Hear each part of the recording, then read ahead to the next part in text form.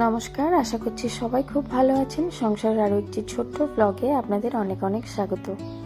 আজকে আমি আপনাদের দেখাবো খুব অল্প সময়ে দুধ ছাড়া কি করে আপনারা বাড়িতেই ঘি তৈরি করতে পারেন।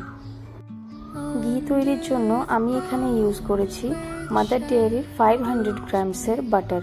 এখান থেকে কিছু অংশ বাটার আমি তুলে রাখবো বাড়িতে রেগুলার ইউজের জন্য।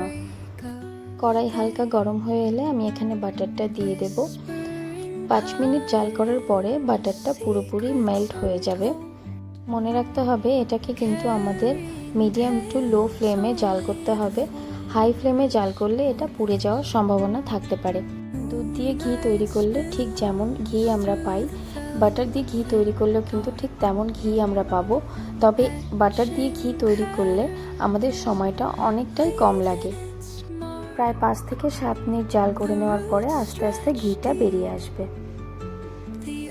মাঝে মধ্যে এটা একটু নেড়ে চেড়ে দিতে হবে, না হলে নিচে থেকে লেগে যেতে পারে।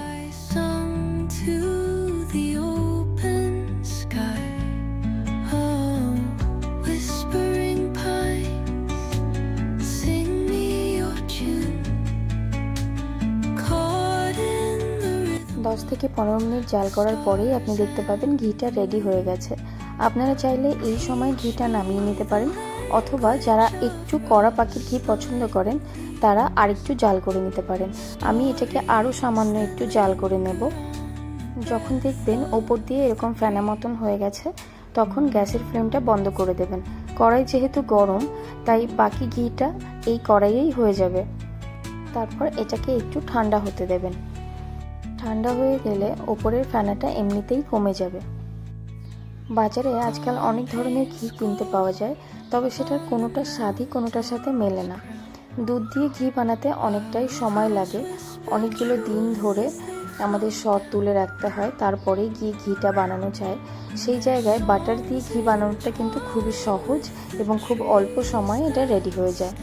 তাই যাদের হাতে সময় খুব কম তারা কিন্তু খুব অল্প সময়ে খুব সহজেই বাটার দিয়ে ঘি তৈরি করে নিতে পারেন।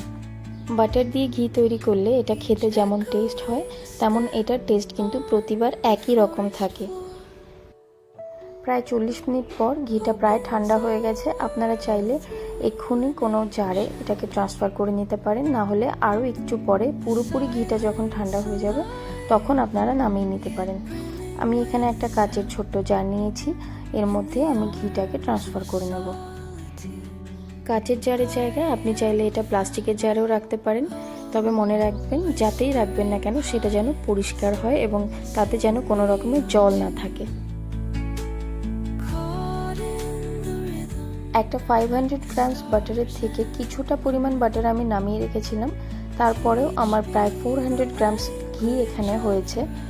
আপনারা যদি পুরোপুরি 500 গ্রামস বাটার এখানে ইউজ করেন তাহলে অনেকটাই ঘি আপনারা পেয়ে যাবেন। প্রায় 40 মিনিট পর ঘিটা যখন আমি নামিয়েছি তার কনসিস্টেন্সি এরকম। সাধারণত দুধ দিয়ে ঘি বানানোর পরে নিচের যে পোড়া অংশটা বেঁচে যায় সেটা আমরা ভাত বা অন্য কিছুর সাথে খেতে পারি, কিন্তু যেহেতু এটা আমি বাটার দিয়ে বানিয়েছি তো এটা প্রচণ্ড সল্টি, আমরা খেতে পারবো না। কিন্তু যদি আপনার পায়ের গোড়ালি ফাটা বা ঠোঁট ফাটার কোনো রকম কোনো সমস্যা থাকেন তাহলে আপনি এটা 10 মিনিট লাগিয়ে ধুয়ে ফেলতে পারেন, তাতে আপনার অনেকটাই কাজে দেবে। আপনি এটা চাইলে ছোট্ট কোনো কাচের জারে ট্রান্সফার করে রেখে দিতে পারেন। এটা একটু দানা মতন থাকে, তবে হাতে নিলে এটা মেল্ট হয়ে যায়।